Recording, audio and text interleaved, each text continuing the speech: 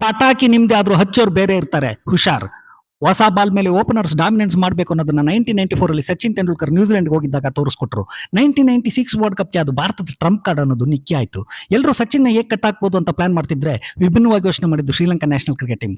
Opening ನಲ್ಲಿ ಒಬ್ಬ batsman ಮಾತ್ರ ಅಲ್ಲ, ಇಬ್ರು ಫೈರಿ ಆಗಿರ್ಬೇಕು. ಅದಕ್ಕೆ ಕಲುವಿತರಣ ಮತ್ತೆ ಜಯಸೂರ್ಯ ರೆಡಿ ಆದ್ರು. ಅಕಸ್ಮಾತ್ ಇವ್ರು ಬೇಗ ಔಟ್ ಆದ್ರೆ ಮುಂದೆ ಬರೋ ಬ್ಯಾಟ್ಸ್ಮನ್ ಅದೇ ಮೊಮೆಂಟಮ್ ಮುಂದುವರಿಸಬೇಕು. 1996 ವರ್ಲ್ಡ್ ಕಪ್ ನಲ್ಲಿ ಶ್ರೀಲಂಕಾ ಬ್ಯಾಟಿಂಗ್ ಹೇಗಿತ್ತು ಗೊತ್ತಾ? ಎದುರಾಳಿ ಕೊಟ್ಟ ಟಾರ್ಗೆಟ್ಗಳನ್ನ ನೀರು ಕುಡ್ದಾಗ ಪೂರೈಸ್ತಿದ್ರು. ಫಸ್ಟ್ ಬ್ಯಾಟಿಂಗ್ ಮಾಡಿ ಕೇನ್ಯ ಮೇಲೆ 398 ರನ್ ಬಾರಿಸಿದ್ರು. ಸೆಮಿಫೈನಲ್ ನಲ್ಲಿ ಭಾರತದ ಪ್ರೇಕ್ಷಕರ ಕಣ್ಣಲ್ಲಿ ನೀರು ತರಿಸಿದ್ರು. ಫೈನಲ್ ನಲ್ಲಿ ಆಸ್ಟ್ರೇಲಿಯಾನ 7 ವಿಕೆಟ್ ಇಂದ ಸೋಲಿಸಿ ಕಪ್ ಕೈಗೆತ್ಕೊಂಡ್ರು. ಆಗ ಒಂದು ಪತ್ರಿಕೆ ಬರೆದಿತ್ತು, ಶ್ರೀಲಂಕಾ ಹೀಗೆ ಆಡ್ತಿದ್ರೆ ಟೂರ್ನಿಯ ಮೊದಲನೇ ಪ್ರೈಸ್ ಅವ್ರಿಗೆ ಕೊಟ್ಟು ಟೂರ್ನಿಯಿಂದ ಅವ್ರನ್ನ ಹೊರಗಿಟ್ಟು ಉಳಿದ ಟೀಮ್ಗಳು ಸೆಕೆಂಡ್ ಪ್ರೈಸ್ಗೆ ಕಾಂಪಿಟೇಷನ್ ಮಾಡೋದು ಒಳ್ಳೇದು.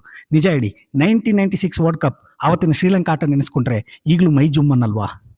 ಐಡಿಯಾ ತೆಂಡೂಲ್ಕರ್ದು, ಎಕ್ಸಿಕ್ಯೂಟ್ ಮಾಡಿದ್ದು ಶ್ರೀಲಂಕಾ. ಅದಕ್ಕೆ ಹೇಳಿದ್ದು, ಪಟಾಕಿ ನಿಮ್ದೇ ಆಗಿದ್ರು ಹಚ್ಚೋರು ಬೇರೆ ಇರ್ತಾರೆ, ಹುಷಾರ್.